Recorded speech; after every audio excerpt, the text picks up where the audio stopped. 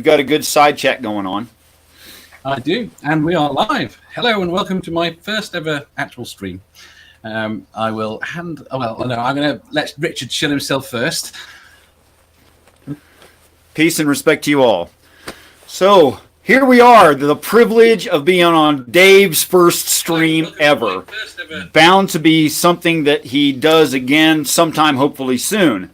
Because as all of us in the side chat and participating in this know, we love Dave's brain. So we look forward to more of this in the future. I'm if you don't already know me, I'm Richard Madsen, and or on YouTube Demolished Doctrine. And I talk about the beginning of the end of religion, that I believe that spiritual texts are actually describing the end of religiosity and religion itself, in trading it for what will be the future paradigm of truth. But earlier today we were talking on a private chat, and it wasn't going very quickly, and people weren't very involved. So I decided to be provocative. I decided to make an assertion, and that assertion was that stories, even non-historical, inaccurate in history, can have great meaning for us, even if presented as a historical account, if there's a higher meaning in it. And I referenced things like fairy tales and morals. So that's where we started, and we decided to do this stream and keep going with it live. So here we all are. Right. Do you want to quickly shoot yourself, Sammy, before we go? Yep. Remember Sammy Jenkins? Watchtower Watcher is my channel. I'm more of a community seat filler at the minute, but I am very close to uploading my first video. It will probably drop this week coming, so keep an eye out for that. Very excited.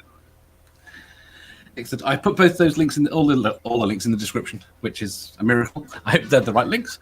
And I will start by asking Richard why he thinks that an untrue story can be as valid as a true story, regardless.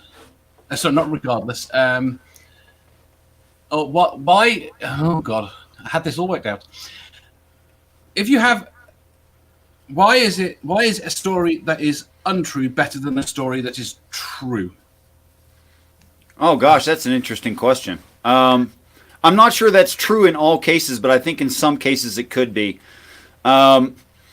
Washington Irving wrote false history stories that were making, I think, some people think, that he was making observations about society and the human condition. And no, they weren't true in history. I'm sorry, go ahead. But they were known to be untrue. Yes. Now, yes. I agree that they would have had value, but they were known to be untrue. Well, I think that depends on who you are. I think, since we're actually making examples of why spiritual stories can be important, even if they're not factually correct. There are people who believe that Christopher Columbus discovered the United States. Yeah. Now, that's not historically accurate, but it's actually a story by Washington Irving. And also that Christopher Columbus set out to disprove the world as being flat. That's also not true of those people and of that time. But people think it is true and value the story in that way, which doesn't mean the story is without value. No, I totally agree the story has value. What message can you get from that, but that you couldn't get from a true version of that? I don't want to dispel the value of stories, but believing the story is true is where I question that there is any more value to it. I think that's reasonable. I think in stories of things that break from our normal understanding of reality, present a scenario where you can experiment into the future. Whereas an actual history account cannot experiment into the future. So I think that could be valuable in that way. You don't need to be a history account. Creating false histories that are known as false histories can allow you to explore those things and can have equal value. Paraphrase that for me. I got lost in it. I thought you just said the same thing twice. It's gone. If you make a false history and you know it is a false history, right? It can have as much value you knowing it's a false history and allow you to experiment as much as having a story that just happens to be false that you believe is true. I see. Okay, so I think now we're talking about humans and where they assign value and what they think is true. It's not necessarily... I think that's all that's important with stories in a lot of respects. Sure. So I don't think that even if people have a tendency, a natural tendency to say, oh, this is true historically, that just because they look at it that way, it devalues it, or that it means it's necessarily not true. So I think that in the case of religious people, even if they say, oh, it is historically true, and then it's proven to not be historically true, it doesn't necessarily lose value because they look at it that way.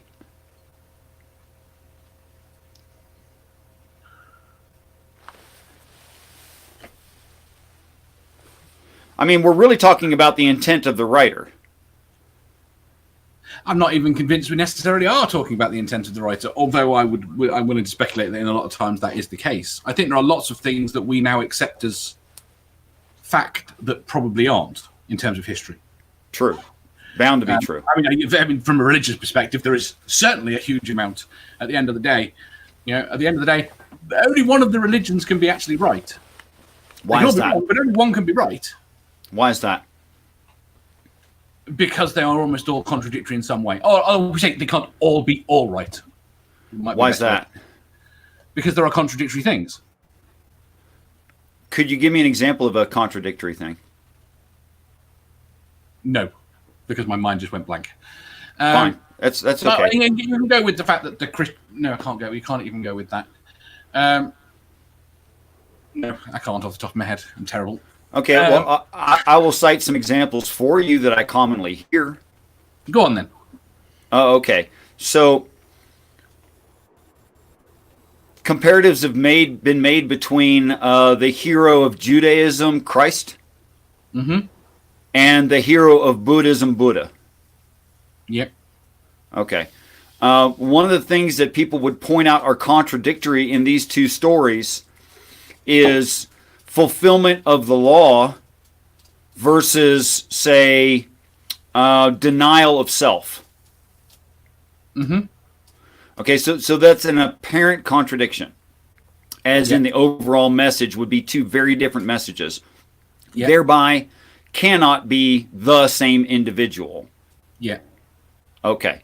But I like to ask people about Chinese business bowing. Have you ever heard of that? Yeah. So, with the context, but go on. What's that? I'm struggling with the context, but go on. Well, that's exactly what I'm pointing out. You should be struggling with the context. Not only that, but you shouldn't be able to answer any really deep questions about it unless you had some reason in your life to study that, which I did. And the point of me studying it was just to make this point. Okay. I was born in the United States to Italian and Irish descent people. So no Chinese that I know of in there. Okay, or at least it's not part of my known culture. So I wasn't raised in that society, and I've never been taught from my youth what that society is like. So I have no reason to understand it. Other than to say like basic things about human nature. I can say that, Yeah.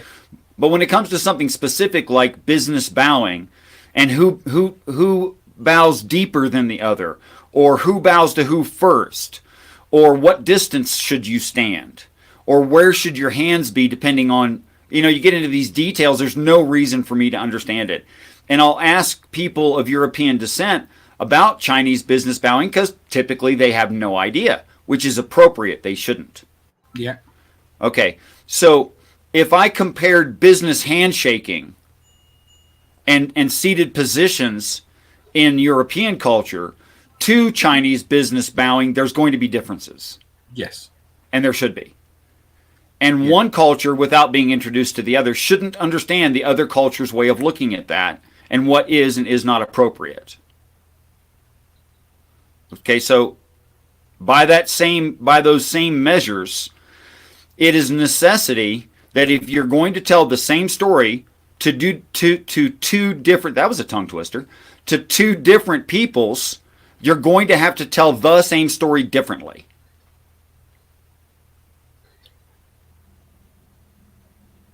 I disagree. Go ahead. I get your point. I think there are bigger contradictions that are much more physical and much more real, and I know how you get around a lot of them internally within Christianity. Okay.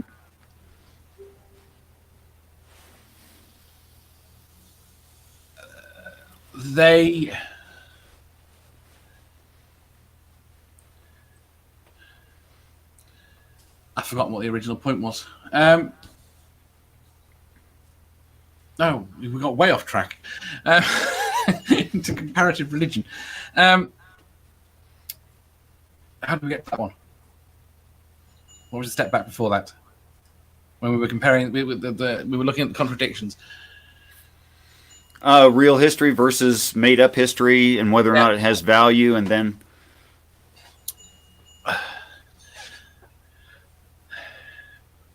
I have said not all religions can be true, and I stand by that. Even if most of them are connected and are true, not all of them can be true. People make up religions all the time. oh well, golly, if you mean all in that way, like if I were to say that Mormonism is the same as Catholicism, Yes. well, but Mormonism had things that were known to be written by people recently that was based in a scam that the man who started doing that and formed the Mormon Church actually was known to participate in this particular scam. Yes. Well, that's a little bit different than me saying. But the people that believe that now, Yeah. not believe that, the people that believe that religion, Yeah. genuinely believe those stories. Certainly they do. Okay. And those stories are clearly untrue. Well, yeah, no, they're clearly untrue.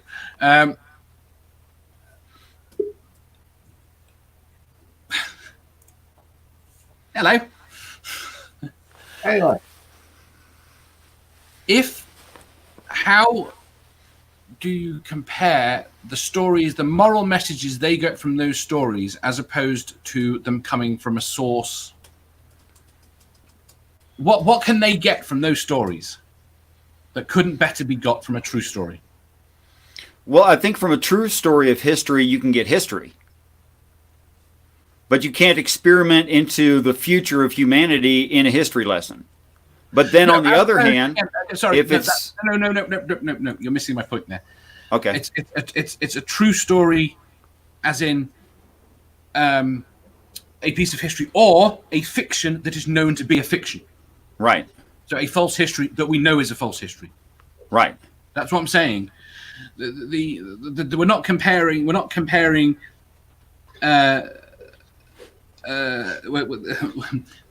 we're trying to compare is history/fiction versus a history that we don't that is a fiction that we don't know is a fiction. right. Dave, Okay, so that can I jump in real quick? Yes. As I was sitting screaming at my screen a few moments earlier, and that was the reason I jumped in. So I know the topic has moved on a little bit, but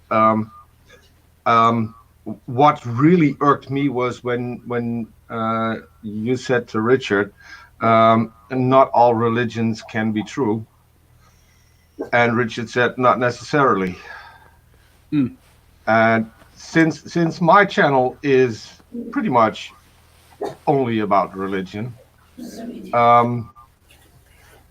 And you've struggled with coming up with an example, and then Richard said something, and that made me scream out loud: the hero of Judaism, Christ, who is absolutely anything but the hero of Judaism, because they don't accept him. So you have now two religions. One says, here's this guy, he's the Messiah. The other one says, no, he isn't. Now, Richard, can you please explain to me how they both can be true? Only if you'll shill your channel first. What? If you'll advertise your channel first, yes. See, and this is why I hate going on other people's streams, because you get to be asked specifically that. Okay, my channel's gonna go for it. I have an amazing team of people joining me on that channel that I started a long time ago. I got Artemis Brain Sample, Lilith, and who wouldn't want to see Lilith, and the amazing Robert Reed. So and yeah, every once in a while you see this ugly guy with a cap on. That's me. So, would that suffice? It's pretty good. Okay, so I think that the text is consistent. I think the text has nothing that disagrees with the text. I think that the Jews are right that Christ has not happened. I think the Christians are wrong that Christ has happened. I take that from the description in the book of Revelation of No, wait. That's not important. We're going off on something completely different. Sorry, I thought I was answering it. No, because the point is how can the two things be true? It's really simple. Christ is either the Messiah or he's not. He can't be both. Okay. I was explaining a time frame problem from within the text and justifying the time frame problem to justify that exact question. I don't see how that's relevant, because the end conclusion of both religions is set. Judaism does not accept Christ. Christianity does. So let me try saying it this way. It doesn't really matter how far you go back in history. This is where we're at. This is the claims that are currently being made. So there's no need to jump back into history to see whatever other claims might have been made at some point in time. Okay.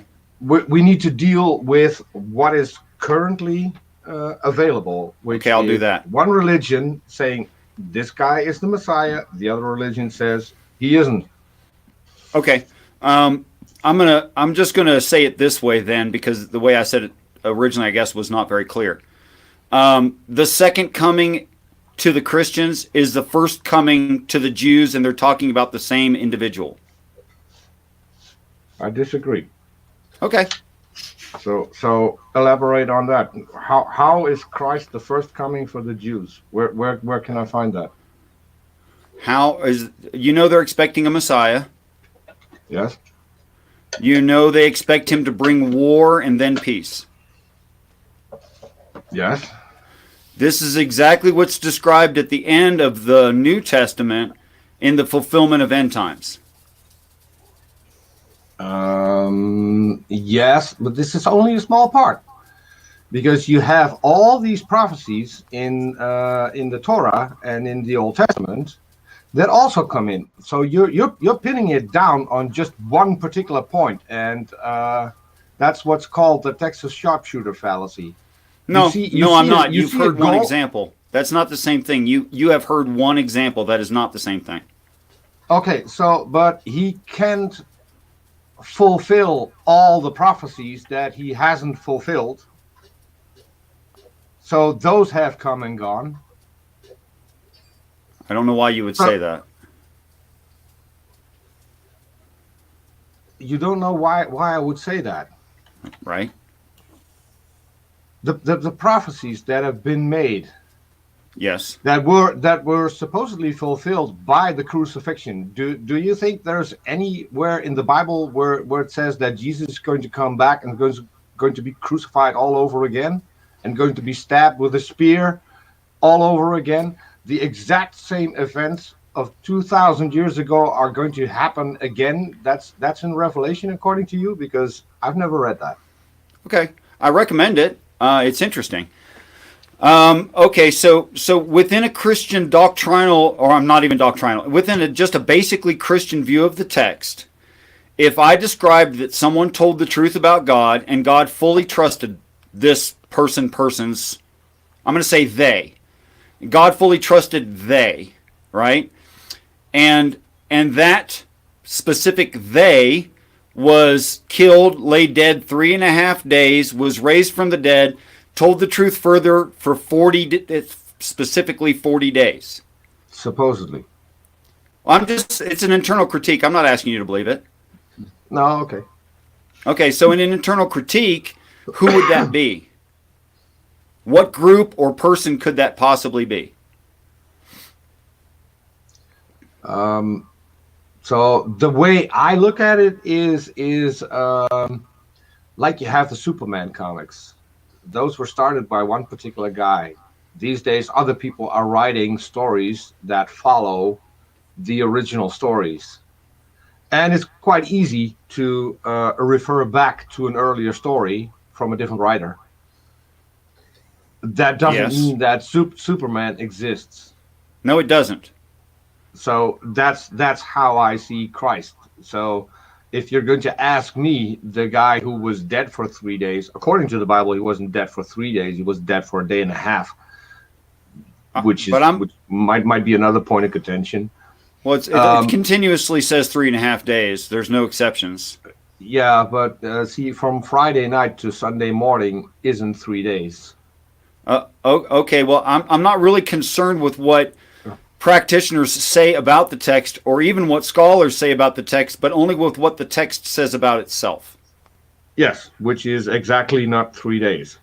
Okay, so if we're going to talk about Superman, what I wanted to talk about is Christ is either now the Messiah or he's not.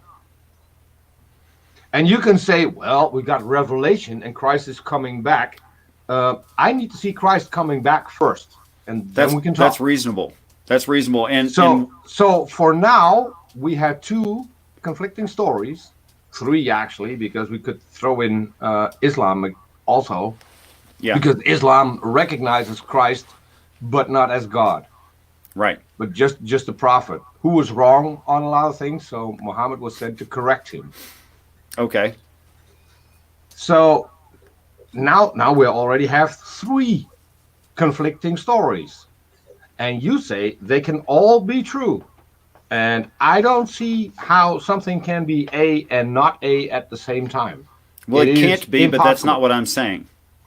But that is what I'm saying, and but that's a straw man. That's not what I'm saying. It's not a straw man. If you say that I'm saying A is B and A is A, simultaneously being different things, that's a straw man. It's not what I said. That is literally what Dave put forward when he said all religions cannot be true at the same time. And now we have 3 religions that are closely related, all Abrahamic religions. We could go to the Egyptian gods. Yes. Where I think it was Ra who masturbated and his semen shot into the universe and formed all the galaxies and Earth and everything there is. If you want to say that is a perfect depiction of the biblical God, I fear for your life living in America. I wouldn't say that out loud in the streets. I do. I do say that sort of thing. No, it's entirely possible that is a perfect social way to describe the same thing in that culture. Maybe they really, really respected sexuality and semen, and it sure does look that way now that I'm thinking about it. It does look that way if you go and Okay. look at the figures of Pornhub and see that most of the clicks come from the Bible Belt. But I don't think that we're talking I thought about we were the talking same about thing. Egyptians, but anyway. Yeah. Okay, go ahead. Okay, so I don't think that it is necessarily true that I should understand cultures I wasn't raised in. But it's not about cultures. It is about what is written as a historical event.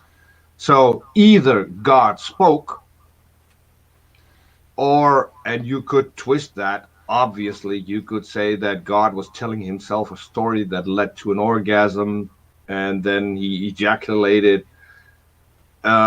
Those are two completely different stories. And if you look at the entire context, you can see that those are two completely different creation myths. If you go to the Bhagavad Gita, it has another creation myth that is also completely different. I think to They your cannot- eyes, they- it should look different. It has nothing to do with anyone's eyes. It is a written down document. It is a fixed document that describes events. And unless those cultures back in those days had TV and those people did an animation and completely messed it up, I don't see how you could equate all of those. It is virtually impossible. Correct me if I'm wrong, but are you arguing for the doctrinal Christian view of Christianity, the normal practitioner Buddhist view of Buddhism, the normal Egyptian view of Ra? Is that what you're arguing for? Because I don't think those are historically accurate. I don't think you do either. The first one is already completely messed up. The first one was the what did you say about Christianity? How did you describe that? How did I describe what in Christianity? You said, are you arguing for? And then you mentioned The historicity. Are you arguing for that? Because I'm not arguing for the historicity of it. No. You said something about Christianity. I said the view, or whatever the accepted view. What the dogmatic view, the Christian view of Christianity. What is a dogmatic view of Christianity? Well, whatever church you might be referring to has a certain way to read the text. That's a dogmatic view. Exactly. Those are already, close to 40,000 contradicting. A bunch. Yeah. Who also can't all be true. Because there are Christians who do not accept Christ. I think Richard's underlying point here is that the interpretations that we have now, the various different religions that we have that have interpreted the Bible, for example, in certain ways, are not true. The interpretation is wrong. So if you had the right interpretation of the Bible or the Torah or the Quran, no? Not exactly what I'm saying. Although I will agree with you that churches have published their own versions. And those versions can greatly vary from the original text and fit with their dogmatic view of the text. So I kind of see your point, but that's not exactly what I was saying. What I was saying is that I'm limited in my view of societies. And in different societies, you would have different descriptions of the same thing. And because of that, I naturally would have to look at it a very open-minded way in order to see what they are talking about from their perspective. Mm. But can I make an objection there, Richard? I still think that it's avoiding the fundamental differences that can't be simply explained away.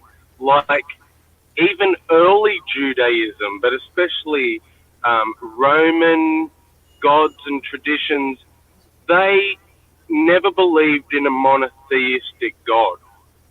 Right.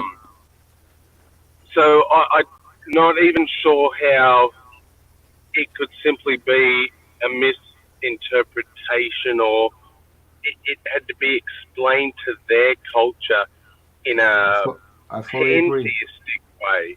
Has Why couldn't Are you Go ahead. saying that they were too simplistic to understand a monotheistic idea? No, not what I'm saying. I'm saying there's no such thing as monotheism. Show me a monotheistic religion. Islam. Really? So Allah is just Allah all by himself with nobody around. Yes. Well, that might be the exception. I'll look into it. But even if I describe the Trinity, I could. I'm already not monotheistic. What's that? I could name you another one. So here in Holland, we've got Jesus, who's been advocating for his new Bible for decades. I promised him to mirror that Bible on our channel because, and you will love this, Richard. I doubt it. Because according to him, we are all spaceships. Why would I love that? I'm just looking at the picture behind you. Spaceships are real things. I don't think that human beings are spaceships, especially since we can't go into space without some kind of covering. See, that's what I was saying. So now we've got a guy who has his own religion, claims to be Jesus. Yeah. The Jesus of the Bible. Should we also address Mr. Smith, also L. Ron Hubbard? Should we just keep going like that? Because I think it's kind of pointless. Yes, because you claimed that all religions can be true at the same time. So I would really like to see how you fit in Christianity. We need a definition of religion. That's what we need here. I'll go with what is recognized as being a religion, and as far as I know, Scientology is an official religion. It's recognized in the U.S. as a religion. So, if we have that, I think you need some extreme mental gymnastics to fit the biblical account into Scientology. Oh, into Scientology. Sure. Yeah. Sure. But I'm not claiming that. I'm only here to prove to you that when you said all religions can be true at the same time, but that you and I is are not the case. You and I are obviously working off of two different definitions of what a religion is. I think you're quoting a normal, acceptable, and social definition of what religion is in modern terms. I hate to break it to you, but Scientology is accepted. I didn't deny that. I said in the definition you're using, Scientology is a religion. I'm fine with that. What definition do you have that wouldn't include Scientology? That's the other question, yes. I'm not defining it the same way that you are. I'm not using the same definition, and I'm not trying to be contrary. I just don't think that's really a valid definition. After all, Church of Satan falls into that category, and they don't believe Satan exists. Mm-hmm. Okay, so is that a religion? Well, legally, yeah. Yeah. Okay, but legally versus theologically is two very different questions. What is your definition of religion? I think there Richard has a point, because Satanism is actually a religion just like the flying spaghetti monster that was created in order to mock and to control people. Because the Satanic Temple, what they do is try and limit the damage that the Christians are doing in the United States. So, yeah, I wouldn't call that a religion, even though it is acknowledged as being a religion. Sure, but they have it's in their what you could call doctrine. Same for the flying spaghetti monster. I'm an ordained minister in Judaism. Sadly, it's not recognized in Holland, so I can't marry people. But I can marry people in the U.S. because there's an Anyone official can. religion. You didn't know that? You should join up. You can just go on the website and be an ordained minister. You can have a certificate sent to your house and everything. So, but same thing. Christians are still trying to get me to be a minister. I'm getting emails at least 2 or 3 times a week where they tell me that I would be perfect as a Christian minister. I've linked to my channel several times, and they keep emailing me that I would be the perfect Christian minister. So belief I don't in know God where is the not a requirement. no, obviously not. But see, what I'm saying is there are religions who take themselves serious as being a religion, and I would take that as the level where we need to go, whether or not it's recognized by a state or whatever. But I don't think I think Richard would agree. If you turn around and say, by the current legal definition of a religion in America, are all religions compatible? Oh, I would answer no. There we go.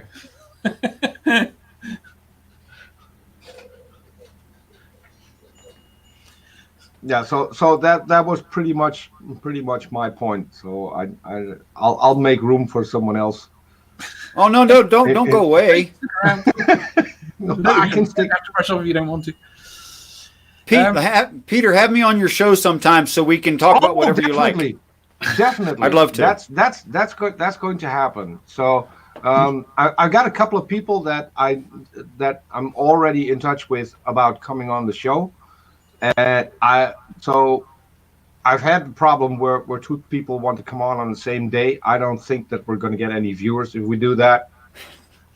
So I'm trying to figure out dates for everyone, and as soon as I've done that, I'll be in touch with you, because I definitely want you to come on our channel. If I could go ahead and give you permission now, as long as you don't schedule me the 29th of February or the 17th where I have something scheduled, I will agree to anything at any hour. Yeah, so we'll do that offline. Hey, we got a Dutch guy in the side chat. We've got Robert X is Dutch. Did you not know that? He's been around a while. Ik zou niet zeggen of je mij maar moet laten schuiven. Dat zou wel eens helemaal fout kunnen gaan, Robert. Goed. Now you can all try and figure out what the hell that was. I think you know. I know. Yeah, you could just tell us. Okay, so from his reply, I think Robert should be from the western part of the country. And as my last name is De Tucker, which translates to hayseed, and yes, in the negative meaning. So you're a country person lineage. I think it's fitting. South. Oh, Robert is cool. People from the Dutch South are cool. Peter, I've got a worse last name than that. Loose translation of my last name: son of someone who is crazy. You have children? Nominative determinism. just curious. Do you have children? Do you have a son? I had killed the only child I ever produced.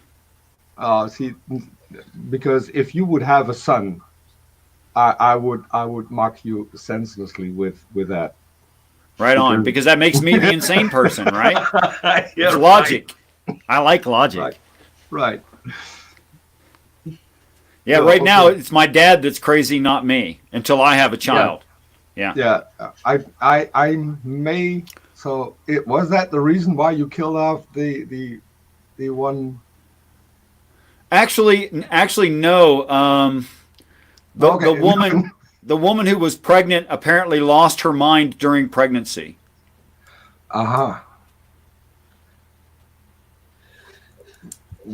Which in a weird way, makes the name even worse. Yeah. yes. So Maybe I just shouldn't reproduce at all. But anyway. Should we bring it back to the topic? Yes, we should. Yes. I would Yes. define what a theism is. What an theism, not atheism. What a singular theism means. That's not the point. Oh, is it not? You asked me That's to. not the topic. That was the sidetrack. Oh, okay. The topic is there any value to a story Sure. that is untrue, that could not be better served by a story that is true or known to be a story? Okay, so I could say respect other people's things and they'll be happier with you. Yes. But that's not really memorable. It's not colorful. It's just like, oh gosh, Richard, that was the most boring crap I ever heard in my life. Shut up. Or I could say, once upon a time, there was this little blonde-haired girl in the German woods. And she was lost out in the woods and she ran across a cabin. And I could tell you the rest of the story of the three bears. Now, that kind of story is memorable to a child when they're a child, and they'll probably get it later. But you're not saying that story is true, that's historical. That you're just No, I'm not. The question here is about whether or not you're telling it as true has any more value. No, what you're saying is Christians are biased. We all know that. No, I'm not saying anything about Christians. Yes, you're saying, okay, religious folks are biased about their religion. We know that. Let's move on. No, we're not saying that. It's not even about religion. You can pick any story from history. Sure. The question is whether or not there is value to a non-true story that we perceive as true, that we tell as true. Right. So you think it's wrong to tell it as true, and we've already gotten past whether or not it could have value. Whether or not it's right or wrong at this point hasn't been established. The question is, is there any value that can be gained by claiming it's true that could not be gained, but that cannot be gained in an alternative way by telling it as a story? Let's see. There's preservation. That is, we have a tendency to throw away things. They get lost in time. And if you're going to assign value to something, the things that probably are most value to us are those that move us forward in real time. So for that reason, I think there's a good reason to represent it as history, even if it's not. But I think that I'm not. I'm not convinced you're right with that point. Just in the interpretation of things that we knew to be true, or we later discovered that they were true, and we'd interpreted them completely wrong, and we told them stories. I don't think the truthfulness is necessarily relevant to passing it down. Okay, I don't see why that's arguing with me. You think it's more likely to be passed down if it's told as true? Is what yes. What you said. And my yes, point whether it's true or not, it's still more likely to be kept. Yes, but no, I'm not. That's what I'm not convinced by. I'm not convinced that a story is more likely to be passed down if it's true or not. Okay, let me give an example that is more true to both of these conversations and more true to the point. Let's talk about George Washington's cherry tree. Do you know the story? No, but I do know that. Okay, go. If you can tell the story quickly, go on. Okay, so George Washington, this was espoused by not George Washington, but people around him once he was already famous. I thought it was completely made up by an author. It was told by people once he was already famous. That's what I just said. Okay, all right. So the story goes that when he was a boy, he was so honest that even though he had cut down foolishly a very valuable cherry tree, when his dad inquired about who had done it, he said, "I cannot tell a lie. I am the one that cut down the cherry tree." You'd expect a huge beating and whatever like that. So he was a very brave and honest boy. Mm-hmm. Okay. Now, if there was no cherry tree, does that mean necessarily that George Washington was slimy and dishonest? No.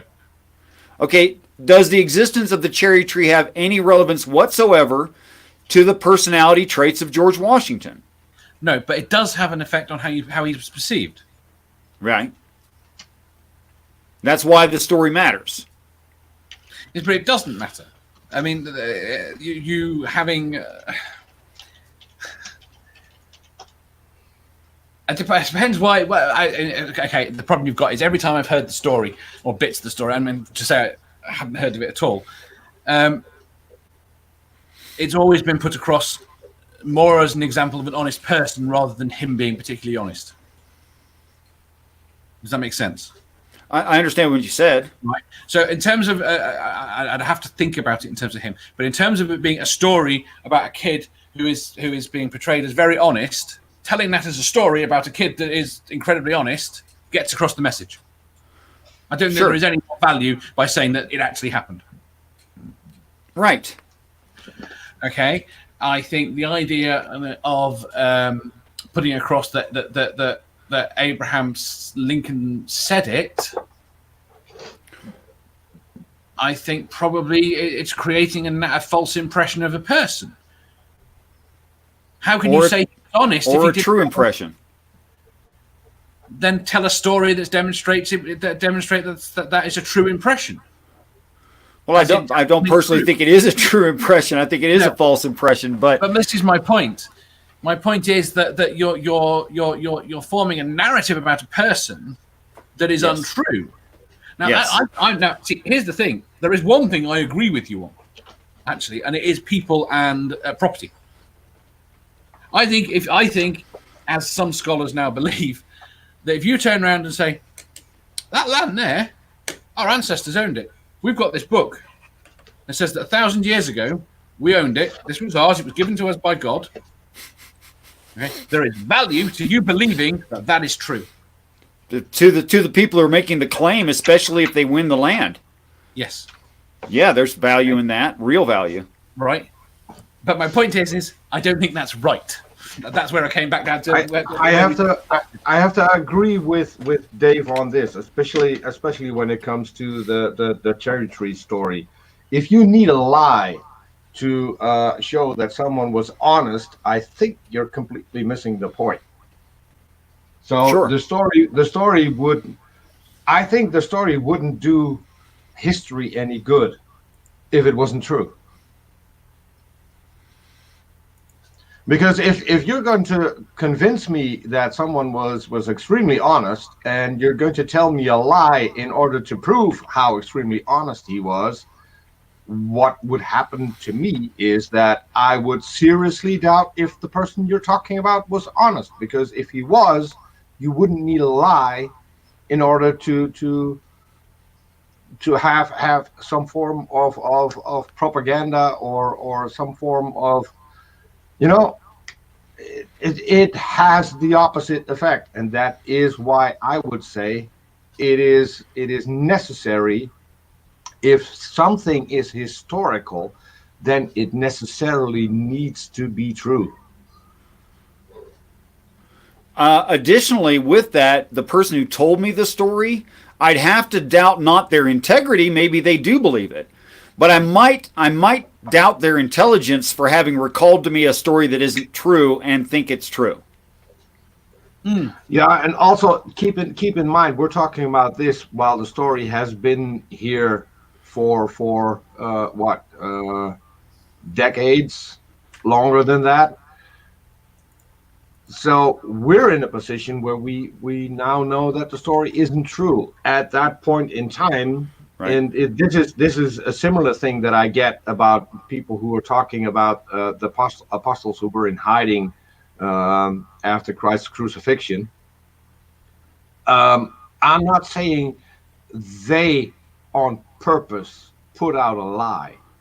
Right. They could well have been convinced that the story was correct. As the same goes for the apostles. They could have been convinced that they have seen the risen Christ. Sure. That doesn't rule out a lookalike. That doesn't rule out a secret twin brother. That doesn't rule out anything. It doesn't even rule out mass hysteria. True story.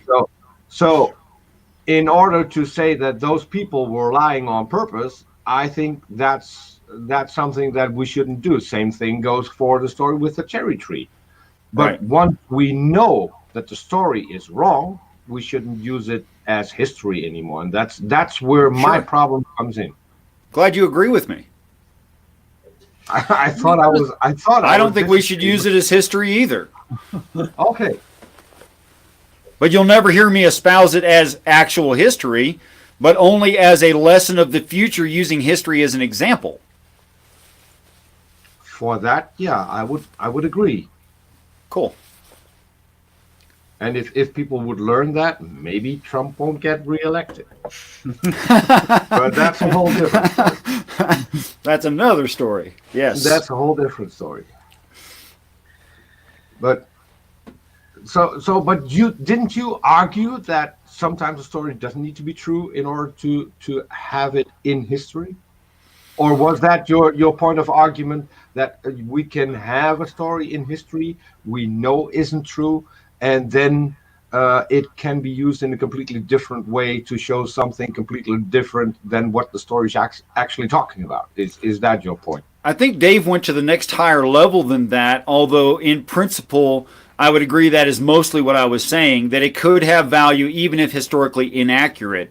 But I think more Dave's point was, why is it better to tell it as accurate when it's not than to tell it as a fable, and that fable could have equal value? And I think the problem is exactly the word fable.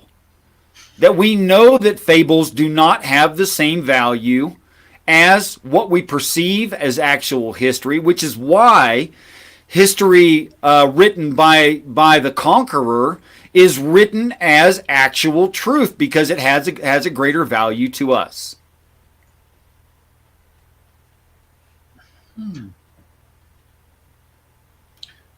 So back down to history is written by the victors. Yes. I think it what it boils down to is that it should be a case by case thing. Yes. You shouldn't make a blanket statement that stories that aren't true could be still part of history. There is more needed than just that blanket statement. You need to specify why you want the story to be in history and what you want the message of the story to be if we know it is not true. And that is a caveat I think you need to attach to the whole thing, and not just make the blanket statement, because that was pretty much one of the things where I really started listening to this conversation, because that was the point that was irking me. Well, I think you just committed. I think you just committed heresy against his noodly appendages. But other than that, I'm going to agree with you that those things have to be cleared up. Yeah. I committed heresy Against his noodly appendages. Yes. How? It was just it's too much of a joke to explain. It's not even that good. But anyway. Okay. So for people who follow me on Twitter, hit me up on Twitter, and I will redeem myself, because literally my first drawing was one of his noodly appendages. It's still being used. I made it for a guy on Twitter who is called Reflect Shade. If you do not follow him, go follow him. Ron DeFever, one of my favorite people on Twitter, he asked me to do a coin, and I did a coin of the noodly appendages. So I take the opportunity to shout out other people. Sorry. Go ahead. So if those sounds like the beginning of parting words, I would have to say, may you be bathed in the broth of his starch. I'll stick around a little, because Okay. if it comes, so spaghetti is cool, meatballs are cool. I don't eat them at the same time, but once we're talking about that, I'm fine. I'm going to stick around. See, now you've developed your own church. You can't do that. Yeah. That makes you a prophet. If noodles do not go with meatballs, you're a prophet. I'm sorry. I already live in a biblical relationship, so what can I say? I got 2 concubines, and I'm secluded. I'm in the woods, so all the hallmarks of a cult leader. Sure. The only thing that's missing is the cult. Have children. No, thanks. Lots of them. That's how you build a cult. I'll be 58 this year. That's not too old. No, see, I can be a 5-year-old. Put me with a lot of kids in a playground, and you won't hear or see me all day. I'll be there having fun. Yeah. So, but my own, no, not anymore. Okay. See, here's the problem I've got with trying to tell stories about history that aren't true. They don't offer you the same breadth of ability to explore ideas. Okay, why? Because there is only a limited amount of history that you can put into. Well, it might be a good idea to make up some history then. Which they did. Yes. Okay. How you pick the one that you want to win, and that then is back to the same problem.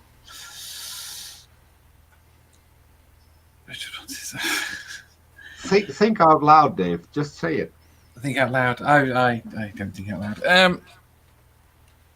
It comes out as garbage if I think out loud. I do the same, and I'm still here. I think out loud. Gets me in trouble. You can do more with a fable because you can explore things that aren't possible. Although saying that, again, we look back at what religions have claimed has happened, and they explored what wasn't possible as well, and then claimed it is history. Yes. So you already know that it's a fable because it looks like a fable, and it is, and there's nothing wrong with that. Nor does that devalue it, and it's not necessarily true in history and doesn't need to be. Though if there's a percentage of the population that believes it is historically accurate, they're more likely to keep it.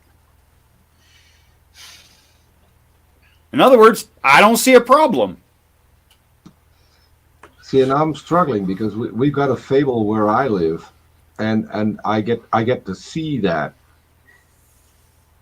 I get to see it. So I can't know what you're talking about though, Peter. Okay, so we've got a fable where I live. It's a small part in Holland, and we've got a fable which is called The White Wives, translated into English. The white wives, and this is not wives as in married wives, it's more white women. These white women appear on foggy nights. And this goes back to humans having pareidolia, seeking patterns where there are none. So if you're in the forest, in the fog, you will see shapes. You will make out shapes. And so when we go back in history, the farmers in the region where I live thought that there were actually ghostly women who would take you, and I think they would even rape you, all kinds of terrible things, and then kill you. Are they at least pretty? But see, the message that they were putting across is if it's foggy and we've got quicksand around here, so it's not wise to go outside when it's foggy. So there is something educational in the story. They got it completely wrong because it wasn't the white women who were killing the people. It was just natural causes. It's still a fable, and still a cool one. Hello, Faye and Linda. Hi. Hi there. Dave. Hi, Peter. Hi there. So Long time. The name threw me off. Yeah, I mean, I know. if you had the name Mrs. and then a name, I would have known. I didn't know the first name because it was always Mrs. Yeah, it was. But I've changed the name and got my own channel, so. Okay. And from a cool country. Been there. Yeah, Been there. Denmark, yay! In Herning, Oh, okay. up in the north. Yeah. Way over there. So, So- do you want the literature major's opinion? Very much so. Okay, so I don't have to because I could write a dissertation on this. So forgive me if I talk a little long. Very basically, these stories or historical stories or whatever, they actually have more impact on culture. So it's very important that whoever writes them is fair, because you can have elements in a story that aren't fair, but they echo through the culture, like cut onions getting rid of plague and things like that. That is actually from like ancient Rome, from the days of the Black Death and things like that, and the plague of it starts with an A, but you know what I mean. It's just like there, but they preserve little pockets of culture if they're told right, and they have, it ignites curiosity for people to look back into the history, like the Iliad and the Odyssey preserved enough of the culture, enough of the historical happening so that something happened, gives a catchy little story to drag in people's interest, because a lot of the times the truth or the full, like, not, there's no hero to look on or whatever, so they're not focusing on that. That can be pushed away if it's not fantastic enough, or not, King Arthur didn't happen. However, it does preserve a bit of culture, and it preserves enough culture and ignites the romance behind it so that it has lasted through time. Without these stories, whether they're historical enough, some people want to believe in Merlin, which is hysterical, but like without these stories, though, we would lose those historical perspectives, in my opinion. And that would be a sin. Well, I could go on about Beowulf, but it does explain things better, I think. Oh, I didn't say it's a sin. I don't believe in sin, honey. I was making a joke. It was a joke. Okay.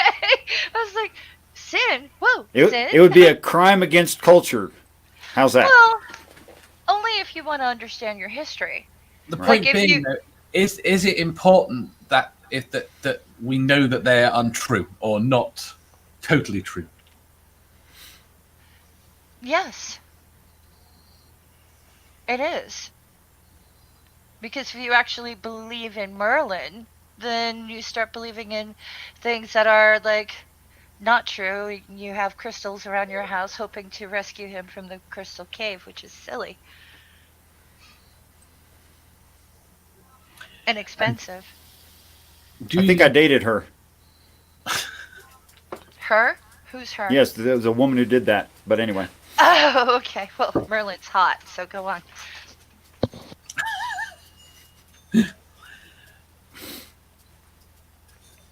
So the point being, or the point we're at, is that there's no real value to believing something is true outside of the things we said in terms of people and property.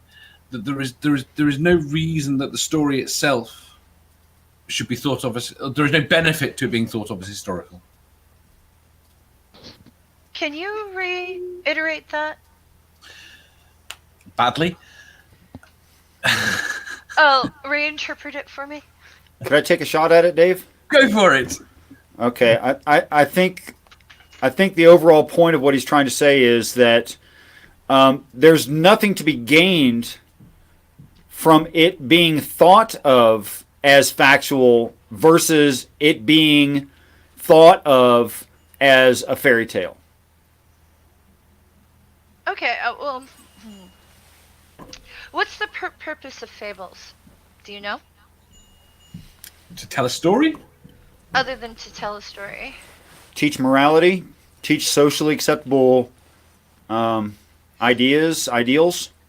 Right. So what's gonna stick with you more, your grandmother's advice or Aesop's fables? When it, think about the fox and the sour grapes. If we didn't tell stories, whether they're true or they're real, or if you want to think of them as historical, there are moral situations and experiences that a person may not have, but yet the lessons should live on. Can you argue the other side as well, that it should be thought of as historical? Does it have to be? No, it doesn't necessarily have to be. Is I'm there a just asking. benefit if it was to treat it as historical? Gulliver's Travels is historical, even though it is told through metaphor. So I think it's an important piece of literature.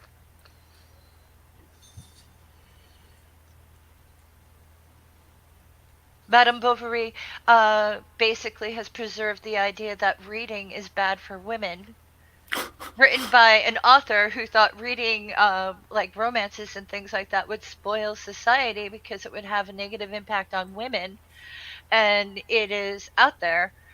You could use that if you have a bad opinion about women and don't want them to use their imaginations or be ambitious, but there you have it. It's a story. It's not historical, but it does have an impact on the culture one way or the other and has opened up dialogue. The dialogues have faded from that time, but it was an important story for people to read within that history. It is recording a historical moment through metaphor.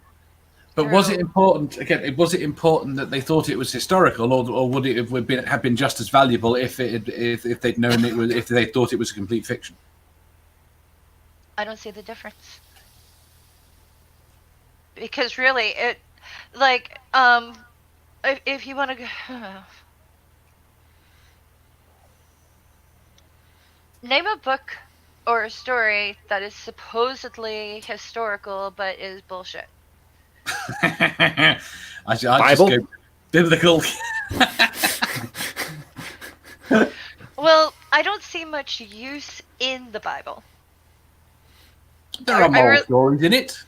I don't see hardly anything because it's basically murder porn. Yes, I know. I agree. And magic. But my point is, though, you can pick, if you turn around and say and pick a story out of it, and say that story has value. Again, my mind's gone completely blank. Okay. Pick a moral story from the Bible. Pick a moral story from the Bible. What do you call it? You want Lot and his daughters? That would be an example of an immoral story. That's not a very good example. Yeah, I was gonna say because that's very immoral. I can't think of a moral story from the Bible. Good Samaritan. That says a lot. I know. Good Samaritan. I don't know that one. I was never a Christian. Interesting. I was never a Christian. There's no point in it. Okay. If you're dealing with someone who never left a religion, and I covered the Bible briefly. You're a literary academic, right? Yeah. You sound like one. I clean for a living, so I don't know how academic I am. Doesn't mean you're obviously educated. Yeah, I am educated. Okay. Never mind your present employment. We could make jokes about what the employed philosopher said to the unemployed philosopher. Would you like fries with that? But that's good. Thanks. I'm gonna take that one. It's yours. Mine now.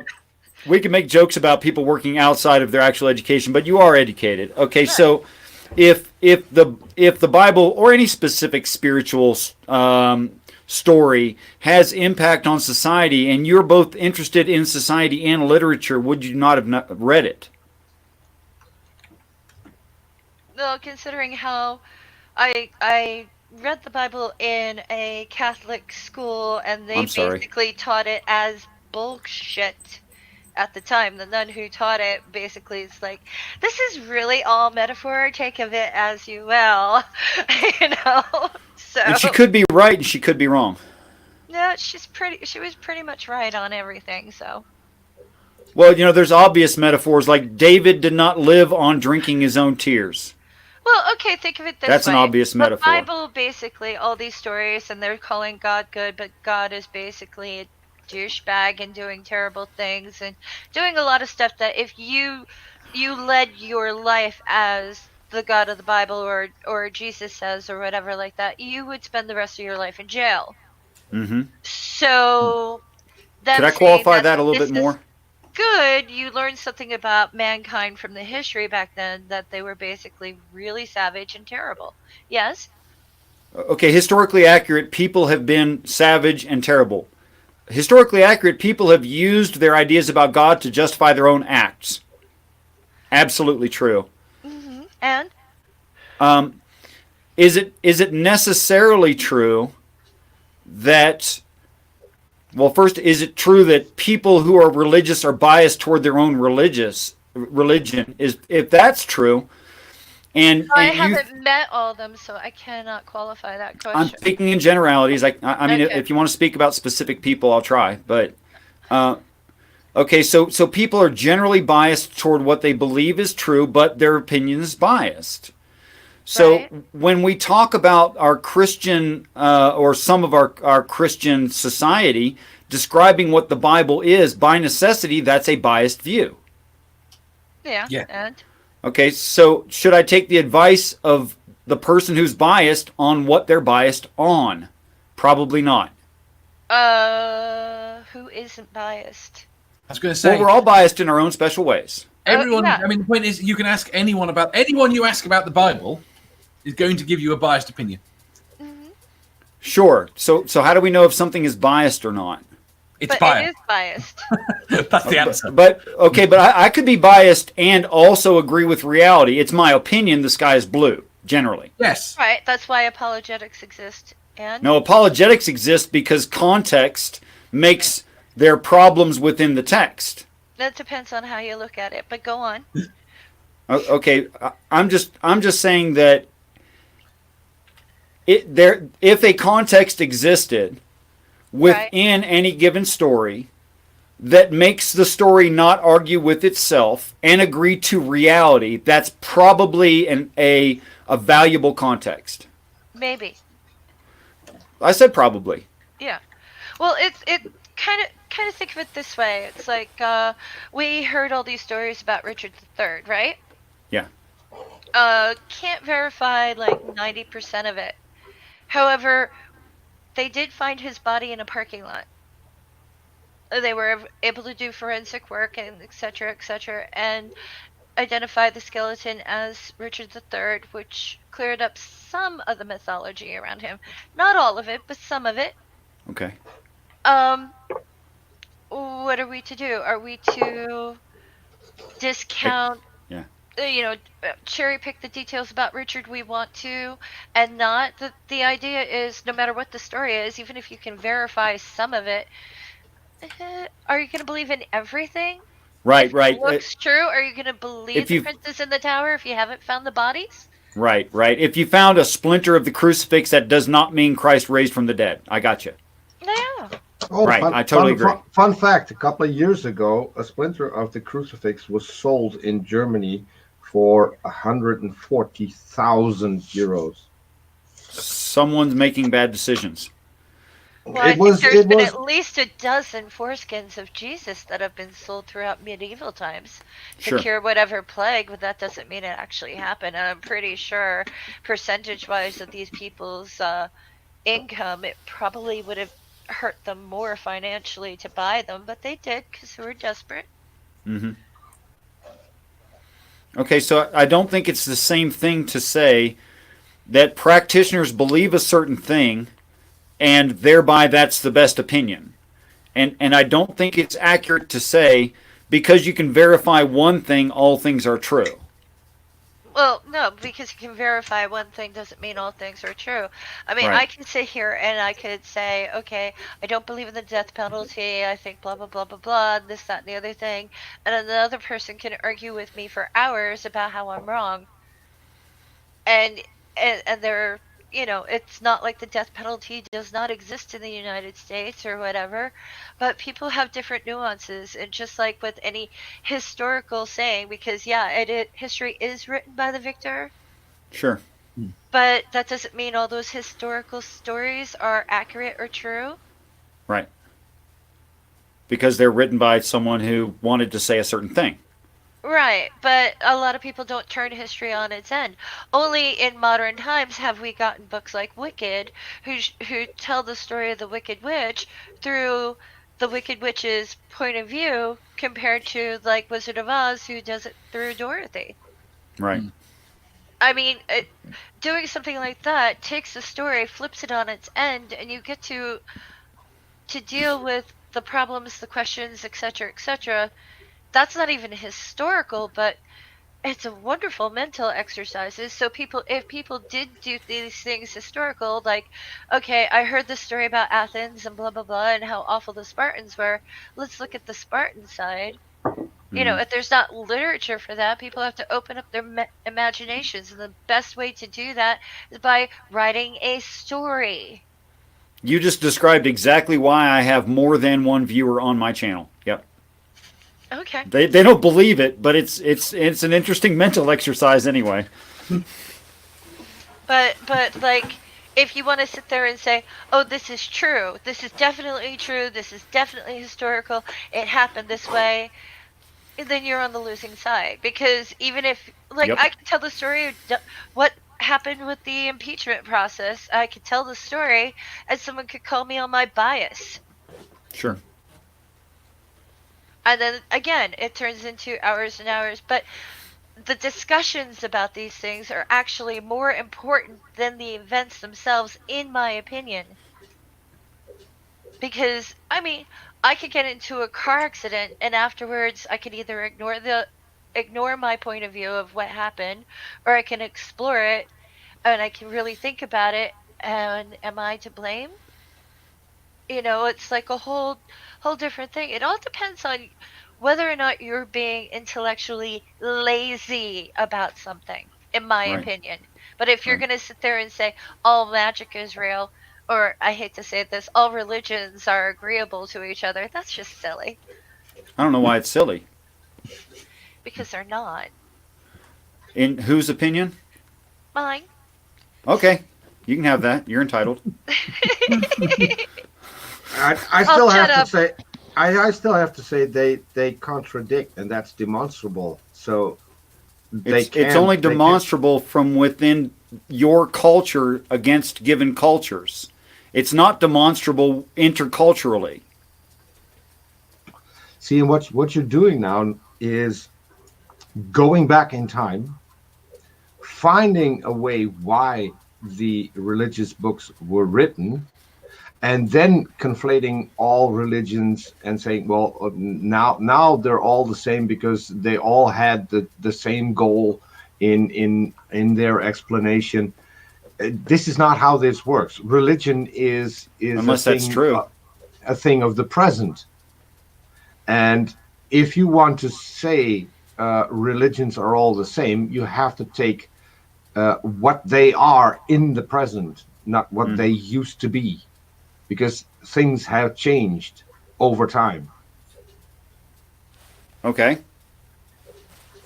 And that's, but I'm still firmly in the corner where if I would set out and find you a couple of religions that are still being practiced today, that are so far away from let's say Christianity, and I don't have to go far because we already have one, which is Scientology.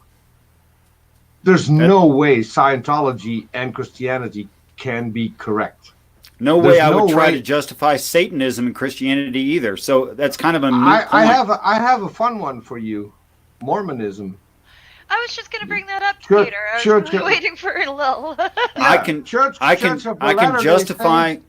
Church I can of justify- the Latter-day. No, hold on. Church of the Latter-day Saints based on some parts of the Egyptian Book of the Dead. Can we compare apples and apples? If I only talk about the Mormon opinion on the Bible itself and not the Pearl of Great Price and other books, then yes, I can justify Mormonism to Christianity. Absolutely. If you take out the core doctrine of Mormonism and go back to the only things they have in common with Christianity, yes, you can. But you can't take out the core doctrine, which is Smith's revelation that he got from the Egyptian Book of the Dead that he couldn't read and just made up stories about. Right. And the fact that we now do have these particular parts of the scrolls that he had, who were thought to be destroyed in a fire, quite conveniently, after we learned how to read hieroglyphs. You can't just dismiss the core part of a religion and then say, well, what we got left here is basically Christianity. So yes, they do line up. No, they don't. Because that's a straw man. We're still working in your definition of religion, which is not mine. It's yes, it's a straw man. So what is your definition of religion? So Mormonism is not a religion? Is Mormonism a religion? In its basis, yes. In its extrapolations beyond, what was his name? Whatever Smith, Joseph Smith, it becomes not a religion. How? Yeah, I'd like to know that too. Okay, so I would define religion. Yes, okay. Please. Okay. So all expressions assigning value to a lineage having personage and power. Say that again? Wait, okay, stop. I want you to explain this as if you're talking to a 6-year-old, because you know what? There's too many things where I'd have to go, can you define that? Can you define that? Because exactly. of what you're doing with by religion. Personage, I mean flesh. Okay, I mean they would have flesh and we'd be directly related to them, but they have a lot more power than we do because of technology. So nothing's a religion. Or everything, just about, except for things that aren't religions.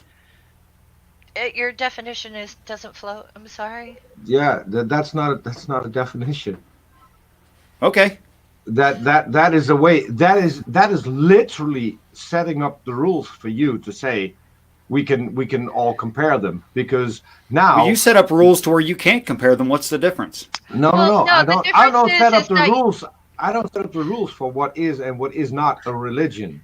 There are definitions on what a religion is. Right, and it is worshiping a god or gods. It is having a holy book, having some form of doctrine, of revelation. Not always. And usually places to worship.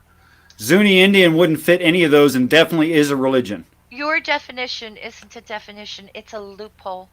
Yes. Well, I'm calling it the way I see it. You can call it a loophole, or you could just tell me what's wrong with the definition. Because it's a loophole. That's pretty vague. Can you be more specific?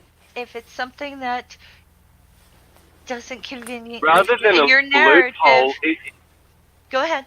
It's circular reasoning. Why? To use your exact words, basically everything's a religion except that which isn't a religion. Yes. Not exactly what I said. What I said is those who do not claim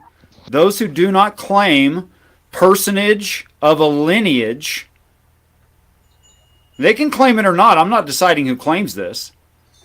What personage of a lineage that is powerful? I'm Dutch, so English isn't my first language. What do you mean by personage of a lineage? Okay, like your dad has flesh and is your dad. That's lineage and personage. So people who and what does that have to do with religion aren't in that religion. I'm sorry, that was talking over you. I don't know. Sorry. What. Yeah, I was asking what does that have to do with a religion? Why do you have that in your definition of a religion? It's what every spiritual text that I can find who even claims to be a religion is claiming. That's an argument from ignorance. Everything that I can find is an What do you want me to argument. do? I'm like 8 years old. I can't have read everything. It's still by definition the argument from ignorance. I do not know of anything else. Therefore, that's not a valid. Are you way an of reasoning. atheist? I'm an atheist. Okay, have you read and studied every religion on the planet? No, How can you be an And- atheist?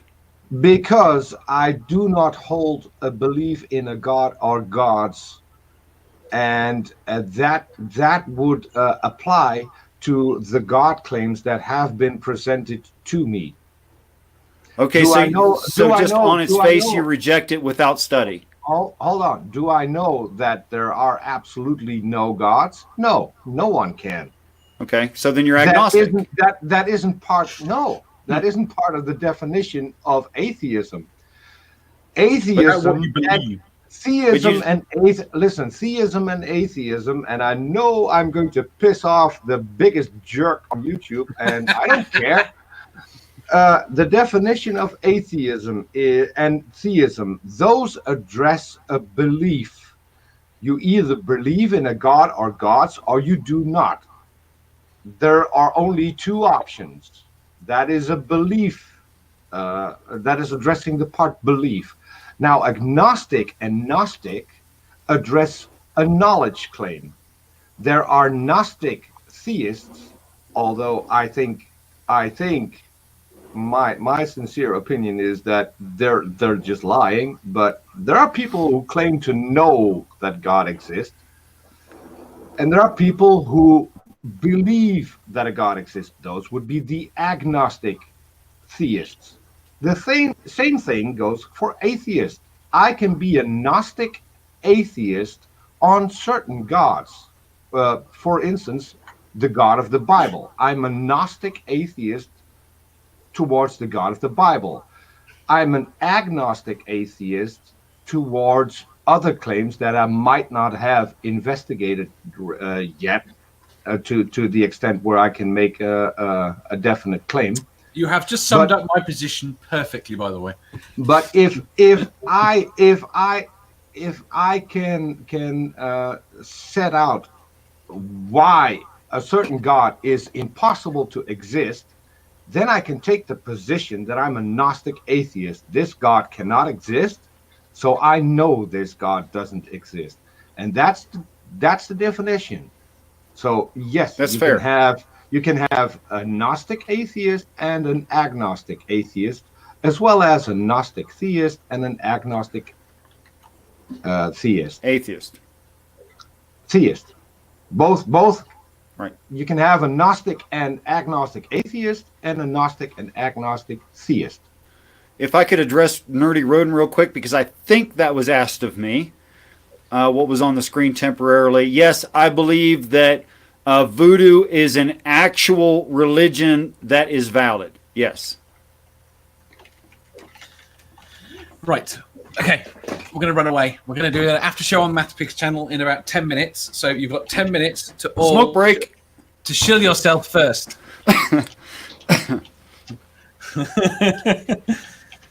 So, Richard, what do you do and where are you?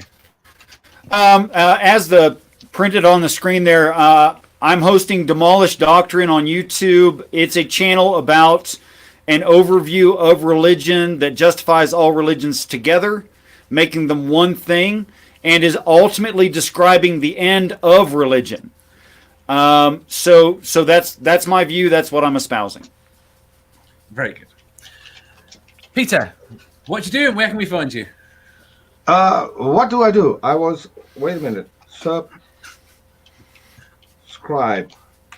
Enter. I was plugging your channel. In the side chat. No, people need to like and subscribe because this was fun as I just typed. So I'm going to say it out loud. Also, this is a fun discussion. So people need to like and subscribe. Yeah, for those who don't know me already, My name's Peter the Tucker. I basically run the GonnaGoForIt channel. As I said, I got a couple of people there who are helping out. Lilith, Robert, and Artie. Each very distinct personalities, each worthwhile of following. You can find all of them on Twitter. Lilith has her own channel, Lilith Liberated, with some videos that literally had me crying when I watched them. It's about her deconversion and her current attitude towards her parents who have raised her as a fundamentalist Christian. And incredible videos, really respectful. And yeah, people need to go and subscribe to her as well. Artie is one of the funniest people I know, and one of the most down-to-earth people I know. I'm proud to call him one of my best friends here on YouTube. And he also has a channel, but he's lazy, so people need to go push him a little. He recently got some new graphics for his new show, and we're still waiting for the new show. So Artie needs to be pushed around a little so he can get off his ass and start working. So, no, and a little shout out for those who are interested.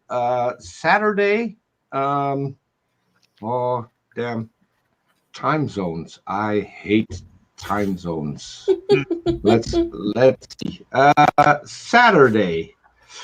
I'll start with Central. It's noon Central, 10 Pacific time, 1 p.m. Eastern Standard. It would be 8 o'clock in the UK. We will have God's wife, so and that's going to be fun because we're going to put God's wife up against Lilith, Adam's ex-wife.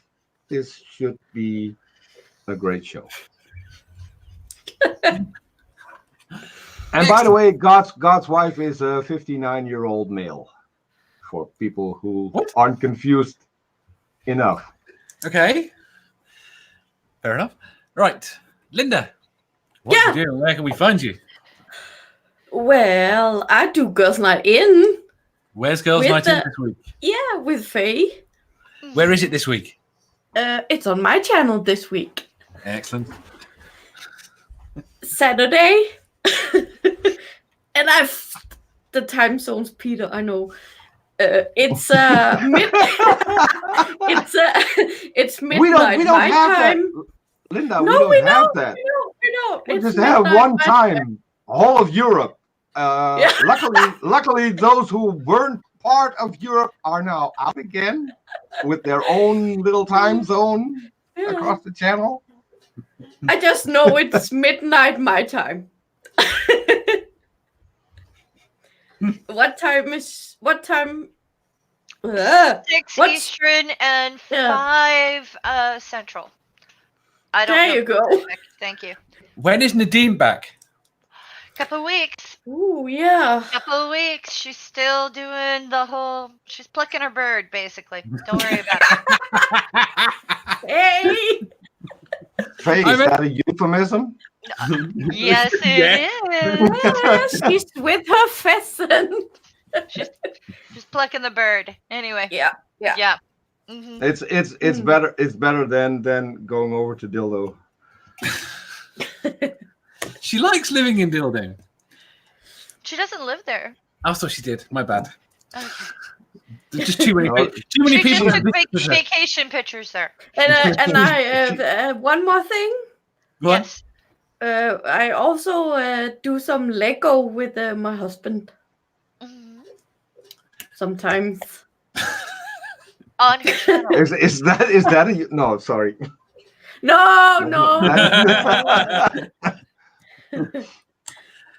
I meant to ask Peter, how is Robert's leg?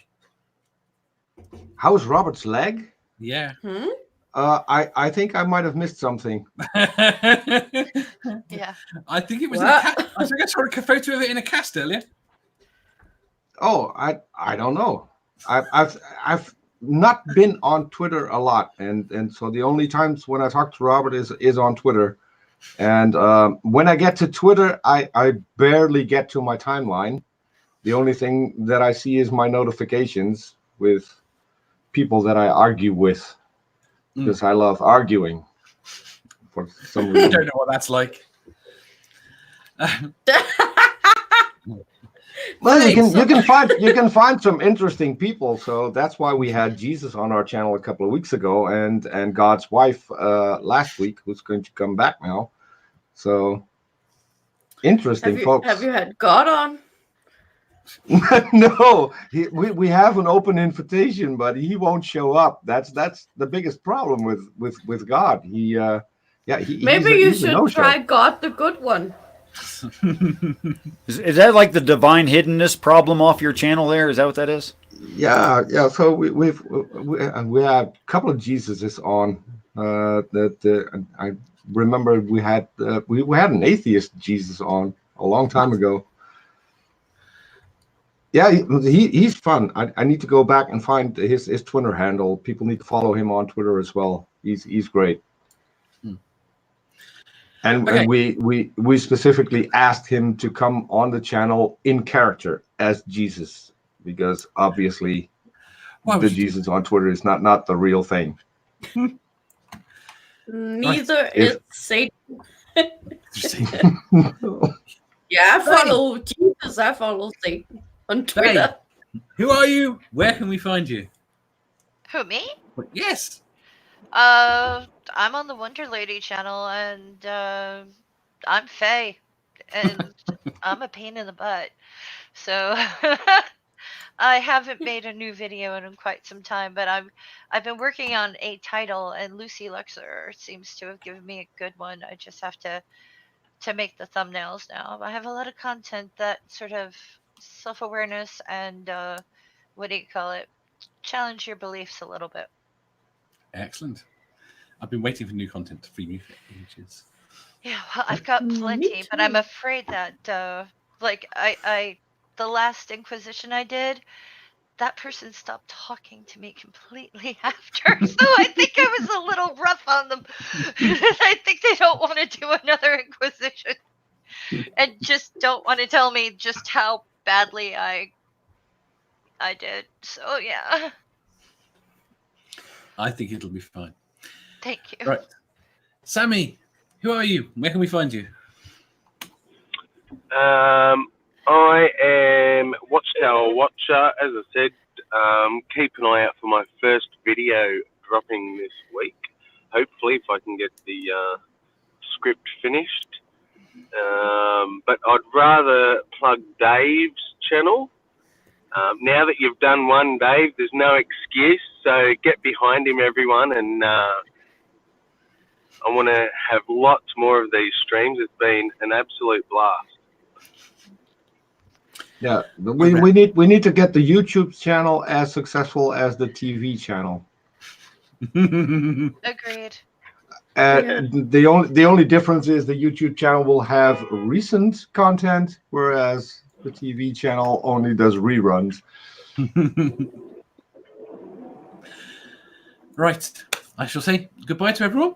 Thank you for coming. You need to plug your channel. Say why people need to come here and subscribe. Come on. He just demonstrated that.